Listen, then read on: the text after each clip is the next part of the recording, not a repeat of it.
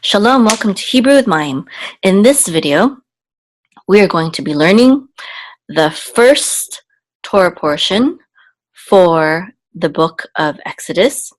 And the book of Exodus in Hebrew is called Shemot. And this is also the name of the Torah portion. Shemot means names. It's a plural form of the word for name, Shemot. And it's found in Exodus chapter 1, verse 1 through chapter 6, verse 1. So Shem is a name, and Hashem means the name. Shemot, of course, is names, plural. Okay, so Shem is name, Hashem is the name, and when we say Hashem, we're usually referring to the name of the Creator, Yod He Vav He, Hashem. Shem Tov means a good name or a good reputation, and Shem Ra means a bad name or a bad reputation. So Tov means good, Ra means bad or evil.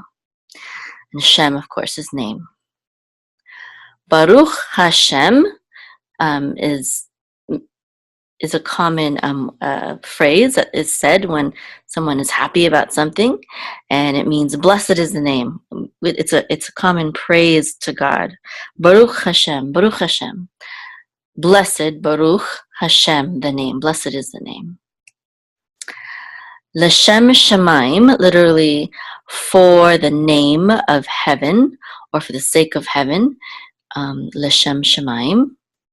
L'shem is for the sake, for the sake, or for the name, and Shemaim is heaven.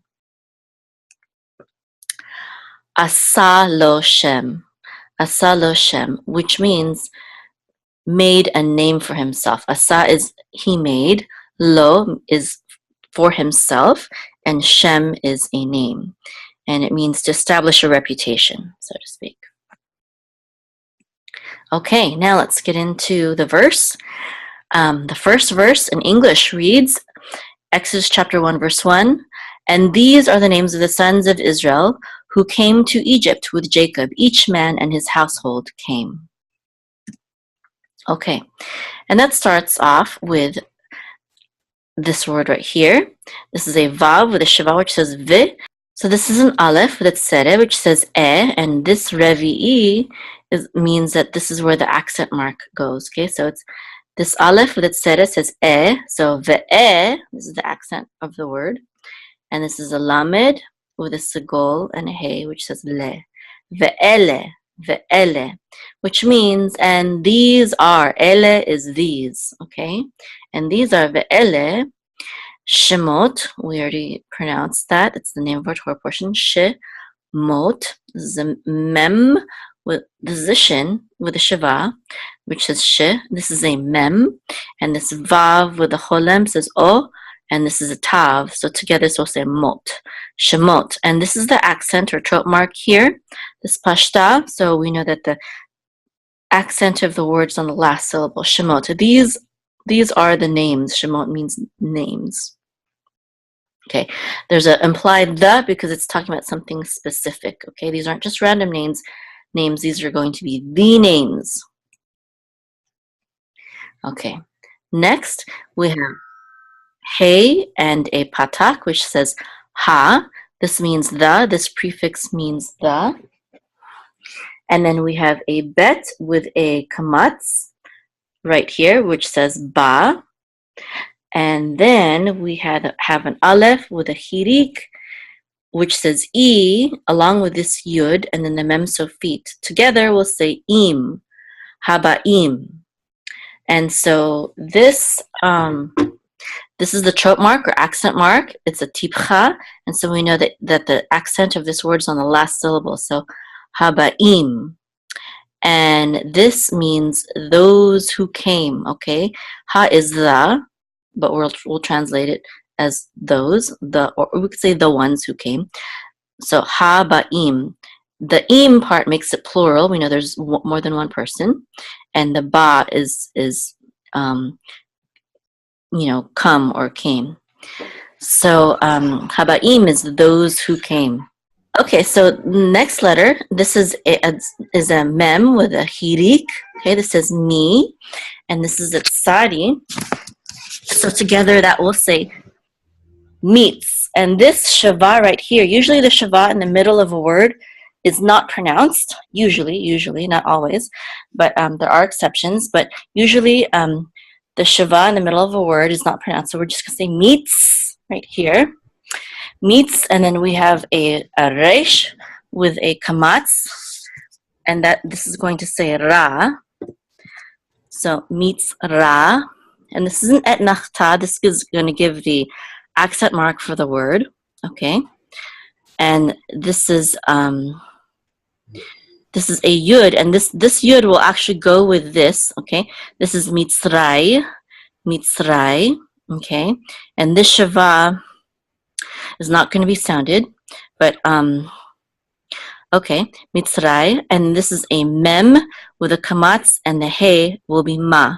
Now, so it's mitzrayma, and because the accent is on a rai right here, this is where we'll have the emphasis of the word mitzrayma.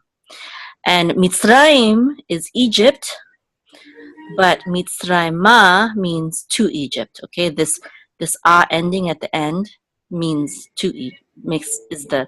Is where the to comes from, to Egypt. So this is an aleph with a tsere, and this is a tav. So this is just going to say et, and this is a direct object pointer, but it sometimes means with. Okay, sometimes there's no translation for this word in English, but sometimes there is. In this case, there is. It means with in this context. Okay, so we have et right here, and then this word is a yud with a patak which says ya, and this vertical line here gives a secondary accent mark. This is the main accent mark right here above the kuf. But this vertical line is the second one, so this is ya. And this is an ayin with a chatef patak, a reduced patak, so it says a. And then a kuf with this holem, which says o. And then the vet together will say kov, Yaakov. And this will, of course, give the main accent mark for this word. So, et Yaakov, with Jacob. Okay, so this is an aleph. This is a chirik. And this yud is just part of this. So this is e. And this is a shin, of course. So this is ish. Okay, the chirik says e. So this is ish. And there's only one syllable. So this is the accent mark, but there's only one syllable. And then this is, okay, this means man. This word means man, okay? And then this is a vav with a dot in the middle. It says u, okay, u. And the vav in the beginning of a word usually means and, okay? So and, but because there's this vet here, instead of saying v, we're going to pronounce the vav as u.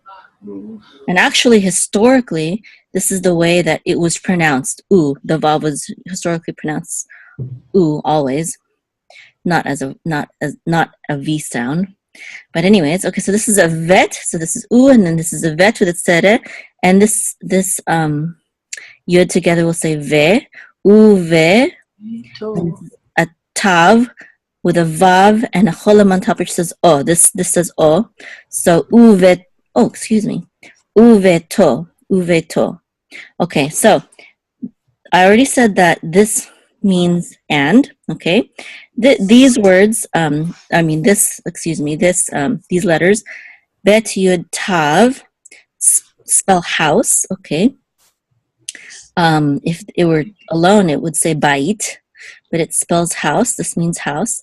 And the suffix at the end, the o, means his, okay?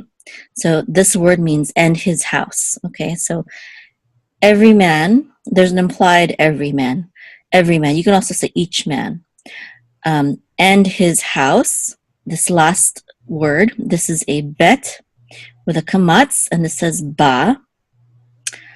Sorry, I didn't say that in this word, we know that the accent is on to because of this right here. This is an accent mark and a trope mark, so uveto. So we have to make sure that we don't say uveto, but we say uveto. And this is a bet with a kamatz, which says ba, and this aleph will be silent and we'll say just u right here. So this is ba-u. This is the end. This is like a period. This signifies the end of a verse. This colon looking symbol right here. And because this always has to be at the end of the word, if the accent mark of the word it needs to be somewhere else, it will be signified by this vertical line when it's the last word of the sentence. Okay, so this is where the accent mark is for this word ba'u. It's not ba'u, it's ba'u. Okay, and this means who came. Okay, literally it's they came, but in context it's who came. So every man and his house who came. In Biblical Hebrew, when there's an aleph that follows a letter that has its own vowel, so this letter, bet, has its own vowel, this kamatz, this right? We don't want to slur these together. We don't want to say ba'u, we want to say ba'u. There should be a distinct pause between the two syllables, ba'u, not ba'u. They should not flow together, the two syllables. They should be distinct, ba'u. So even though we say aleph is silent, there is kind of a sound. The sound is a separation. It's a slight pause. It's like when you say in English the word uh-oh, there's a pause between and oh, uh-oh. We don't say oh, we say uh-oh to make the two syllables distinct. So same thing with Hebrew here. We say ba'u, ba'u. And you also find it in the word Israel. In Hebrew, it's Yisrael, Yisrael. It's almost as if it's two separate words, Yisra and El, Yisrael. Even though in English, we kind of slur it together. We say Israel, right? But in Hebrew, it's Yisrael. Now we'll just go ahead and read the whole verse, okay? So this is Ve'ele, and these are Shemot, the names of Bnei Yisrael, the children of Israel, Habaim, those who came, Mitzrayma, to Egypt, Et Yaakov, with Jacob, Ish, each man, Uveto, and his house, Ba'u, who came. Now, we have right here with Yaakov, we have that same thing that I was telling you with Ba'u. You know how there should be a separation between Ba and U, Ba'u. We have the same thing here with Yaakov. This ayin, we say it's a silent letter, but if it follows a letter that has its own vowel, we're going to separate the sounds also here. So Yaakov, Yaakov. And here too, Yisrael, Yisrael. And even here, actually, Habaim. It's not Habaim, but Habaim. Okay? And here also, Ve'ele, Ve'ele. It's not Ve'ele. We don't slur it together. We have Exodus chapter 1, verse 2 through 4. There's now going to be 3 verses. Each line is a verse. Ruben, Simeon, Levi, and Judah. Issachar, actually in English it should just be Issachar. Zebulun and Benjamin. Dan and Naphtali. Gad and Asher. Okay, so that's how we say it in English. Now let's learn the Hebrew. Okay, so this is a resh with a shiva, so we're going to say re. This aleph is going to be silent, re. So this is an u, this vav with a dot through it says u. And this is a vet with its sere and the nun together will say ven. And this right here is a munach. This is the trope and accent mark. So we know it's Reuven, Reuven, instead of Ruben in English. In English, I guess usually default is the accent mark is on the first syllable. In Hebrew, the default is the accent mark is on the last syllable. However, there's exceptions. I guess in both languages there's exceptions. So English is Ruben, Hebrew is Reuven, right? This is a shin with a hirik. So this is she, and this is a mem. We're going to say this together. This Shabbat is going to be silent, okay? This is shim, and this is an ayin, and it's going to be silent, and we're just gonna sound this vav with the cholem, which says o, and this nun sofit, so it's on. And since this is a silent since this is a silent letter, we're going to do that separation thing again. So we're not going to say Shimon, we're going to say Shimon, okay? And then the accent, this is the accent, it's a katon, and this is Shimon. So this is Shimon, and the accent is on the last syllable. with the first name, of course, we say Levi in English. And the Sere, I noticed that you said lay. Yeah. And and I know that's how it's usually taught, that Sere is lay, but in let's say in Israel, they don't really emphasize the a.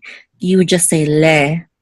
Okay, almost the same as go. You might just hold it a little bit longer. So it's le, and this is that's the lamed with the tzere right here, and this is a vav with a hirik, and the yud together will say v, levi, and the accent is on the last syllable, so it's levi. Okay, this is the accent mark, levi, instead of Levi in English. Now, and you said, I think you said Yehuda, and that's correct. Yeah. But this word isn't just Yehuda; it's and Judah. So this is actually a vav with a hirik, and the yud together would be v, and then this is a hu, a hey with a vav and a dot through it is hu, and this is a dalid with a kamatz. This is the accent mark right here, and then a hey. Okay, so Vihuda. But yes, without the vav, which means and, it would be Yehuda. And of course, the accent mark is on da. This is the accent right here. Instead of Judah, it's Yehuda. But yes, this word is. Yeah, I was taught it was a sound. That's why I said that. Yeah. Which one? The for Levi, I was taught that it's a. Yeah, that was an a sound. Yeah, and I was too when I first started learning Hebrew. But when I got a Hebrew teacher that was actually in Israel, he said, "You know what? That's something that Americans do. That's not it's not really done in Israel when they read that."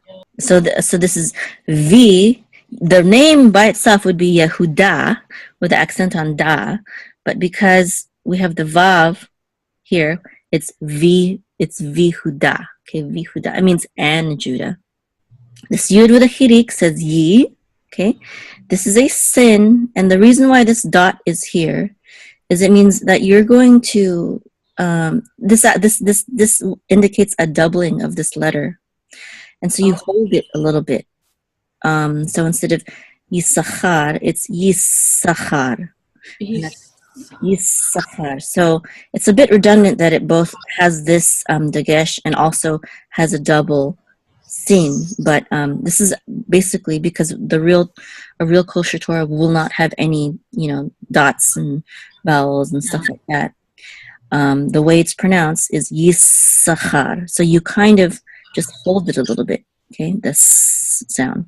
So Yissachar. And the accent is on chan right here. And of course, this is a kamat, which is a. Issachar. And this is a zayin with a shaba, says ze. And this is a vet with a u sound, vu, zevu. And this is a lamed with another u sound right here. This kibbutz says u, and then nun sofit, which says lun. And the accent is on lun. Oops. The accent is on lun, which is the last syllable. So Zebulun, okay? And then this is a vav, which says u. Again, usually before bet or vet, the vav says u instead of va. So u, and this is with a hirik, the vet says v, u, v. And this nun right here, this shava is silent. So this nun is going to be part of this vet, so it's going to be vin, u, vin. Uvin, and this yud with a kamat says ya, and this mem with a hirik and the nun all together will say min, and this is the accent mark on min. Okay, uvin yamin, and again this is like a period. Okay, uvin yamin. Good, and again we see that the accent marks in English it's Issachar instead of Yissachar, and in English it's Zebulun, accent on the first syllable, but in Hebrew it's Zebulun, accent on the last syllable, and also with Benjamin, accent on the first syllable, but in Hebrew it's Vinyamin with accent on the last syllable. Vinyamin. Okay, so we have a dalid and a kamatz, and then this nun sofit will close it out as dan, right? Dan, and then we have a vav with a shava which will say vi, which means and. And this is a nun with a patach, and then a fe. This shiva is going to be silent. So this is naf. And we know it's a fe instead of pe because pe has a pimple and fe has a clear face. So venaf, and this is a tav with a kamat which says ta, and a lamed with a hirik and the yud together, which will say li. And this is the accent mark on li. So the accent is on Naphtali, the last syllable, Naphtali. Okay, so this is a gimel with a kamatz and the dal together we say gad. And then this is a vav, which says v, and an aleph, and a kamatz says a, ve'a. And this is a shin with its sere and a resh here, which is a sher. Now we'll read all of the names. So we have Reuven, Shimon, Levi, Yehuda. That's Ruben, Simeon, Levi, and Judah. Issachar, Zebulun, Uvinyamin, which is Issachar, Zebulun, and Benjamin. Dan veNaphtali, Gad veAsher, which is Dan, Naphtali, Gad, and Asher. Now I'm going to teach you. I'm not sure if you were interested in this, but this is usually where I teach how to trope the verse, okay? So when one reads the Torah from the Bima, the actual Torah scroll, on Shabbat, one is supposed to do it with the proper cantillation, the proper melody. And I know an Ashkenazi melody, a specific one. There's so many different ones. I know a specific Ashkenazi one that I think is very beautiful. Okay. And so I'm going to, with the first verse, actually, you know what? I'm not going to do it with the first verse. I'm only going to do it with the names, just for the sake of time. Okay. So this is a munach. Munach, this is the first of all, I'm going to point out all of the trope marks in this verse, okay? Remember, they serve also as the accent marks for the words. So this is, and I'm gonna sing the melody that they make, okay? So this is Munach Katon Tipcha Sof Pasuk. And Sof Pasuk means the end of the verse, okay? Sof Pasuk. Now, so these trope marks also act as punctuation or and grammar, and some of them are serve as pauses, and some of them serve as connectors, or you could also say kings and servants, or servants and kings and okay, I forgot. But master and servant is one one way it's called. Okay, so this is a master right here, and this is also a master. These are the two pauses in here, and they also serve as you could put here would definitely be, well, it's usually translated as a comma. As a period. But I think right here, because we're just listing a bunch of names, we would just put a comma. You are supposed to pause a little bit after the masters. So this is one phrase, and then this is one phrase. And when you're reading from Torah, you're not supposed to breathe between a connector. This is a connector, and this. So you could breathe here, for example. Okay, so it might be a little bit more than you need to know for right now. It's probably just an introduction for you. But okay, so this is Munak. So this is Reuven. Okay, and this is Katon. So this is Shimon, and this is Tipcha. So Levi is Levi, and this is Sof Pasuk. So this is Yehuda. So you would read this verse as Reuven, Shimon, Levi, Yehuda. So this is a mercha. This is a connector. This is a tipcha. This is a soft separator. It's not a master though. So this is a clause. This is just one clause. Here we have two clauses. We have this word pair and this word pair.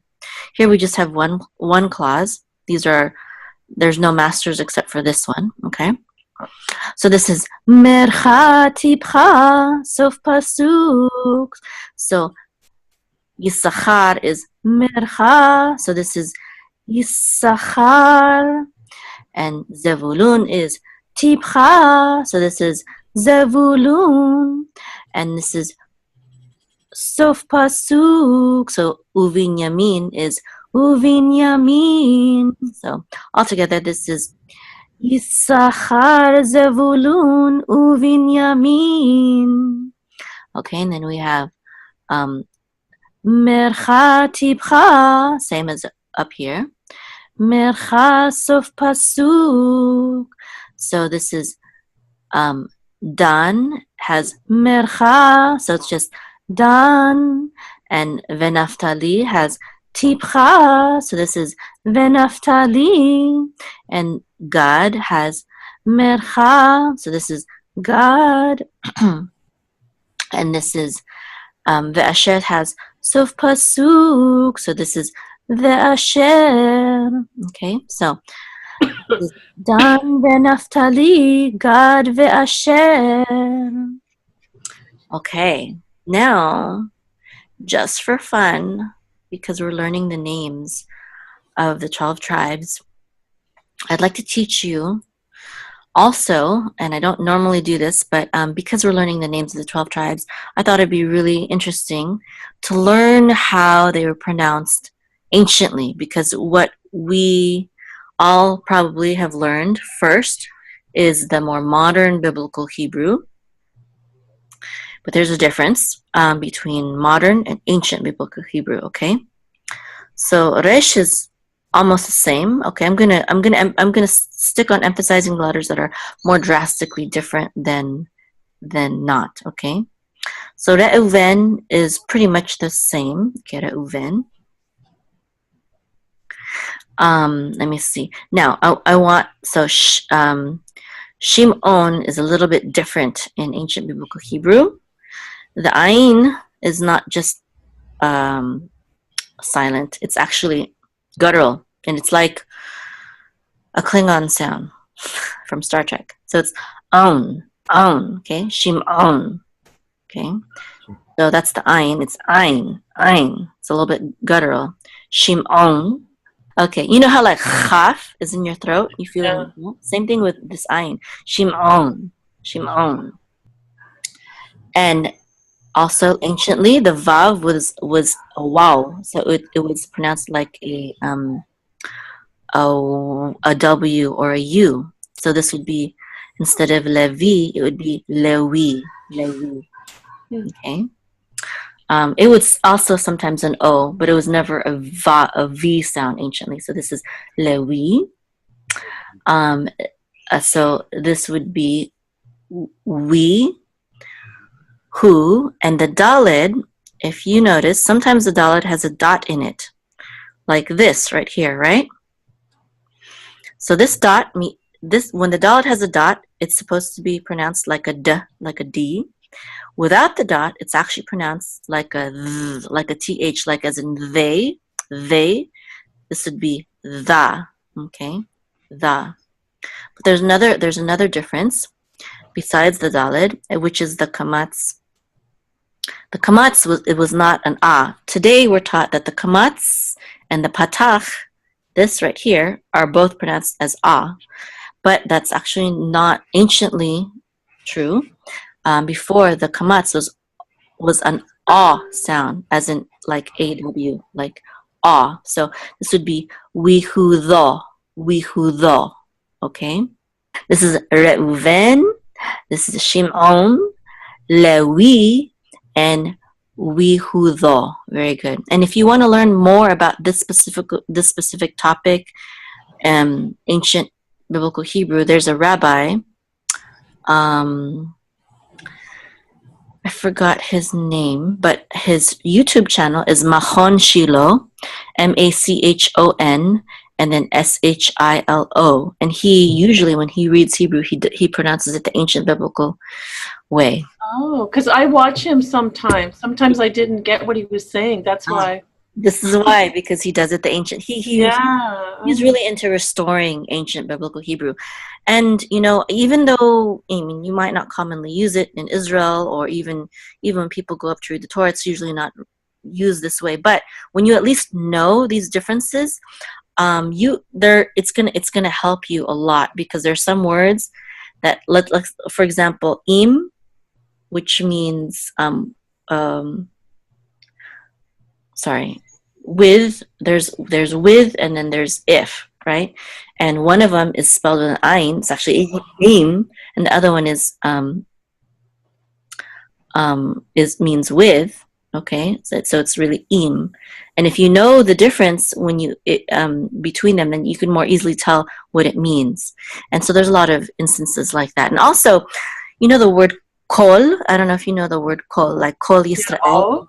Yeah, it has a kamatz under the kaf, but people never say kal. They never say kal. Yes. They always say kol Yisrael, because for that specific word and others, like Naomi, they don't say Naami, they say Naomi. They have preserved in certain words, not most, but in certain words, we have preserved the ancient sound. Now, the Yemenite Jews, the Temanim, still pronounce it very close to ancient biblical Hebrew, so they will pronounce it this way that I'm talking about right now. But besides them, it's not very common. Oh, and of course, the rabbi from Machon Shiloh. I wish I remembered his name. Oh, anyways, okay. Next one right here. Okay, now the sin, as I told you before, when it has this dagesh, you're supposed to hold it. That's another ancient biblical Hebrew or Yemenite way. Okay, so this would be Issachar. Okay, Issachar, and okay, that's the only difference there. Issachar instead of Issachar, right? Issachar. Okay, and then let me see. This is the same. This is going to be the same. Zebulun. Okay, this is going to have the o sound with, instead of ya, it's yo. So uvin yomin. And this is dawn instead of dan. It's dawn, almost like dawn, right? Okay, so like the rising of the dawn or something like that. Dawn. This is, so remember the vav would just be w, so it's w instead of v. And this is going to be to instead of ta. So Naphtali. Naphtali. And that's another thing that's kind of nice, because we're normally taught that the kamatz and the patach have the same exact sound. And so you might think, why would there be two vowels for exactly the same same sound? And it's because anciently they really had two different pronunciations. So it just makes more sense, when you know this. People who don't know this, they don't know why there's two. They just say, oh, that's just how it is. But now you actually know the reason why. So when Naphtali, now did I tell you that, so tav also, I don't think we have an example here, but tav without this dot, without this dagesh, it would be thav, or thou actually. Instead of tau, it would be thou. Okay, so instead of, if this did not have the dot in it, it would be Naphtali, but because it does, we're saying Naphtali. Okay. All right. And this is okay. Now remember, this daled without the dot, it's actually th. So it's, and this is a kamatz that says ah. So this would be goth. Okay. And we don't have an example of it here, but without the dot and the gimel, it would not be gimel, but Gimel, Gimel, okay? Gimel. But since it has the dot, we're going to still say Gimel.